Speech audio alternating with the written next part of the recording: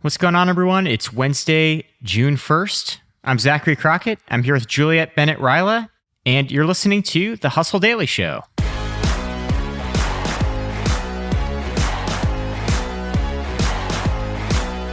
Today, we're talking scooters. Everyone was really into them a couple years ago, and then they just kind of fell off the map. Well, they're making a comeback, and we're going to tell you why. We're also going to talk about some innovations that are going on in the tampon space and why a market that's been largely untouched for decades is starting to see a little bit of a shakeup. But before we get into all that, let's just take a quick look at the news. Juliet, what you got for us? All right. So today, the rideshare business has had a rough ride lately. Lyft and Uber shares have fallen 65% and 50% respectively in the past year. And a new report from Yipit Data paints an even more sobering picture. Average fares in the U.S. are up 35% from before the pandemic. Riders are taking 20% fewer trips, and both companies are struggling to fill the demand for drivers.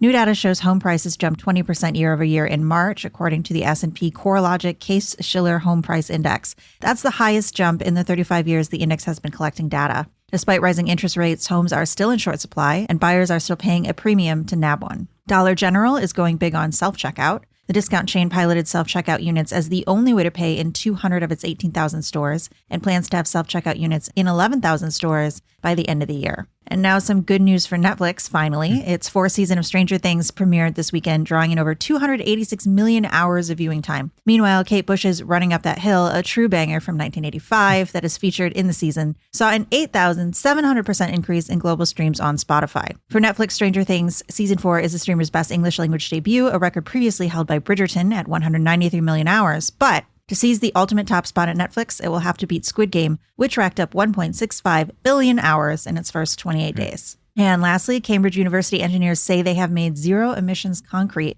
using a recycling loop. Now, this is kind of complicated, so I will try to break it down. But essentially, to get concrete, you need cement. A key ingredient in cement is clinker, which you get by cooking calcium carbonate at a very high temperature, which creates CO2 emissions.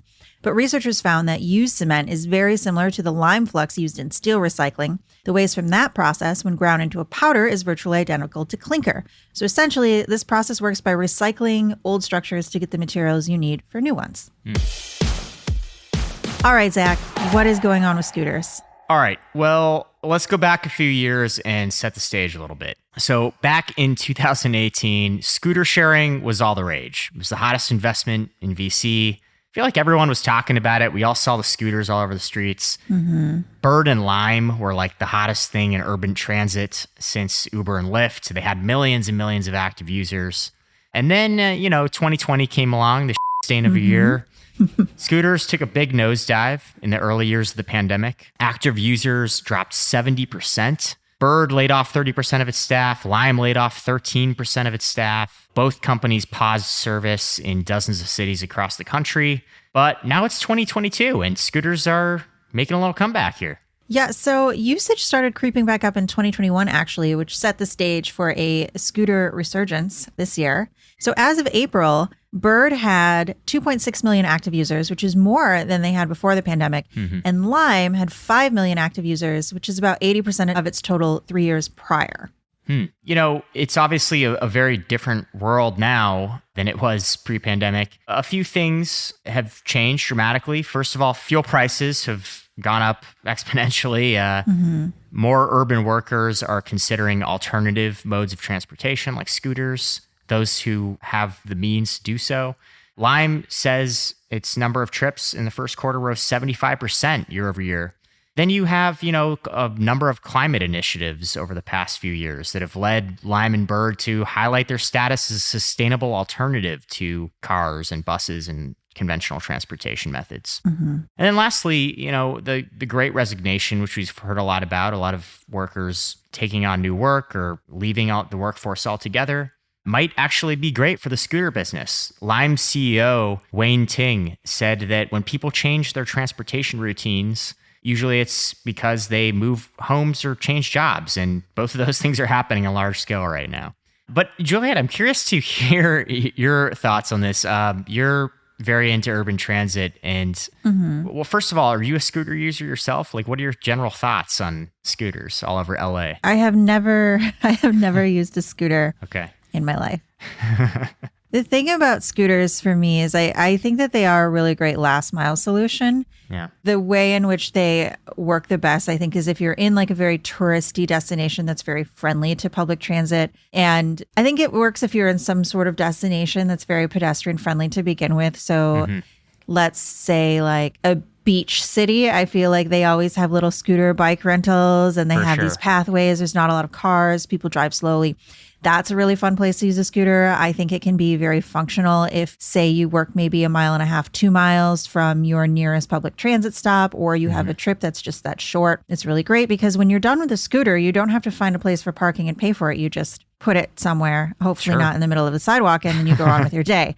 For me personally, I just feel like the areas where I live, where I would want a last mile solution, are just so busy and not pedestrian friendly. I'm not going to ride a scooter on a broken sidewalk, and I'm definitely not going to ride it on like Wilshire Boulevard or someplace with a ton of traffic. So if I have 1 mile left to go, I typically just walk. Yeah. And I'm the same way with bikes. Like I don't ride a bike here, but I ride a bike in other cities. So I definitely think it's cool. It has its purpose. I see teenagers on them constantly. So, that's fun. That's fun for them.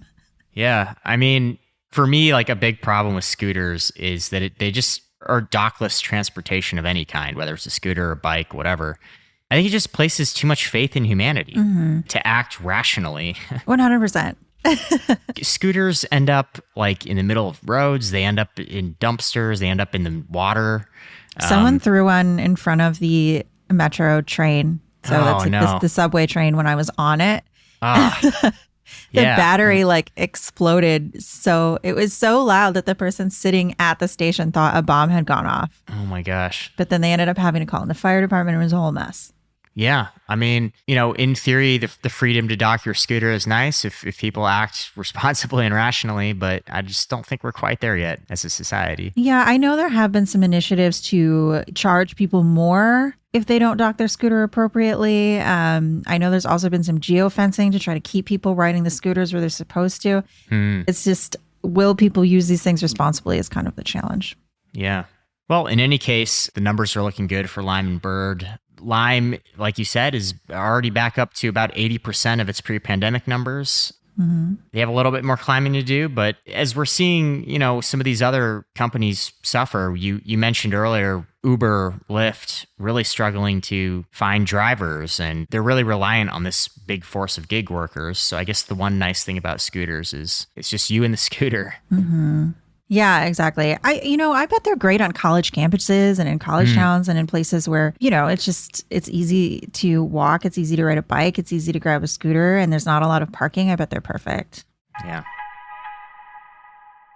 All right. Well, shifting gears a bit, we got one other thing to discuss here. And this was interesting to me. 70% of women in the U.S. use tampons. It's an enormous market. Average user goes through 11,000 of them in a lifetime, but the products that dominate the market have some serious flaws, right? Yeah. So even if you don't use them, you are probably aware that tampons can leak at inopportune times, which is often a problem.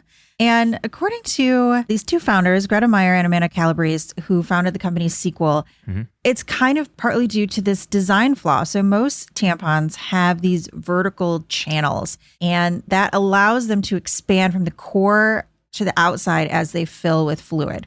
But the problem is that this can often result in the tampon filling unevenly. So it can leak before it's even full, essentially. So this company Sequel, like you talked to the founders, they're one company in the space. What's their deal? What's their backstory? So basically they're both athletes. Greta Meyer was playing lacrosse at Stanford in an all-white uniform. So obviously she did not want to deal with leaks as she's out on the field. Right.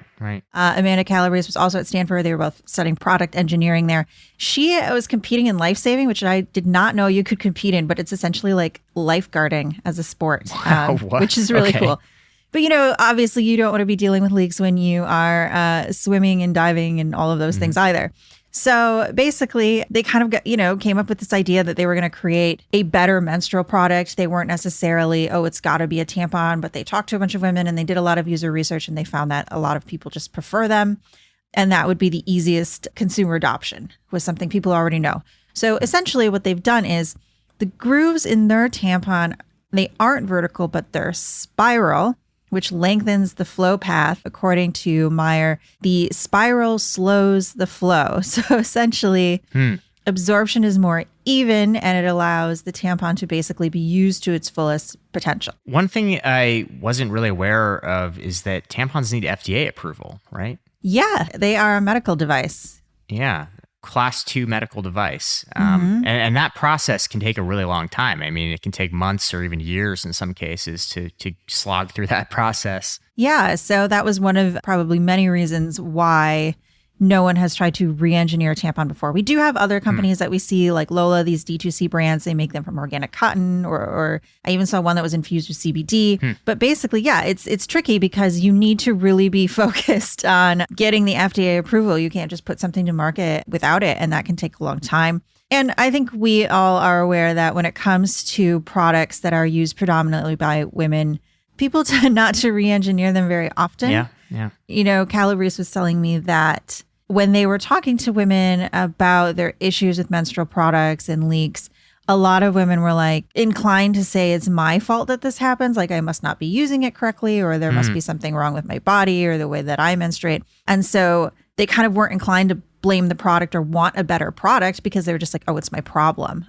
So that was interesting that, like, I don't know, I guess you just like deal with something that you know is kind of a pain and you just keep dealing with it because you don't think it should be better. Right. Like, you know, every time my iPhone malfunctions, I don't blame myself. I blame the technology. Right. Yeah, it is interesting. I mean, you know, it wasn't really until 1990 even when tampon brands were forced to put absorbency measures on their boxes. It's just one of those industries that really is behind in the times a little bit. And it's been dominated by a few big corporations that maybe haven't really had an incentive to reconfigure their business to answer some of these questions. Right. And it's like, what does absorbency even mean sometimes? Because if you get a box of tampons, it'll say like, oh, you should be able to use this for 6 to 8 hours. And I think you are not actually allowed to say longer than 8 hours because of toxic shock syndrome and these other things like that. That is the cap. And then I feel like growing up, I saw all these commercials where, you know, women were having a great time on the beach and partying. And then they would put the tampon in like a cup of water and like, look how much it holds. But then like, yeah, at the end of the day, it's like, oh, half of this is dry. So it's clearly not absorbing as much as the box. Like, how do you even configure that, you know? Right. Yeah, it's interesting too. Like, I'm trying to think of like other innovations of products that require FDA approval, maybe like ED pills or something. But in some cases, the patent of the drug just expires, and then you have this flow of companies that come in to, you know, quote, disrupt the industry, but they're using the same underlying drug that has already gone through FDA approval. They're just basically have a different marketing tactic. Right. Or they'll send it to you in the mail. Right. Or they'll send it to you in the mail. Exactly. This case is cool though, because it seems like they're genuinely redesigning the product. Yeah. And one of the things we talked about where, you know, we did talk about other D2C brands, like you can get birth control now in the mail, and it'll like the kind that I use comes with like a little piece of chocolate, and it's so cute. But they were like, you know, we don't really want to do that. We don't want to be a brand that like also sells condoms and lube and sexual health products, like a lot of these D2C companies. We want to just allow people to have like a better menstrual experience and you know, change their habits. So now instead of being like, oh, I feel like I need to bring all this extra stuff because what if something happens? You're more confident knowing like, okay, I've got 4 hours with this product. And then as that takes off, they actually intend to kind of expand into other products, but it'll always be kind of these issues that we don't really think about. And it's never going to be like this cutesy D2C. Not that those are like bad companies, but like that is not what they're going for. Yeah. Yeah. You're not going to get a piece of chocolate with your tampons. Right. All right. Well, that's going to do it for us today. If you liked what you heard, we've got a lot more tech and business coverage over at thehustle.co. Thanks for joining me today, Juliet. And our editor today is Robert Hartwig. Our executive producer is Darren Clark. Thanks for tuning into the Hustle Daily Show. We're a proud part of the HubSpot Podcast Network, and we'll catch you tomorrow.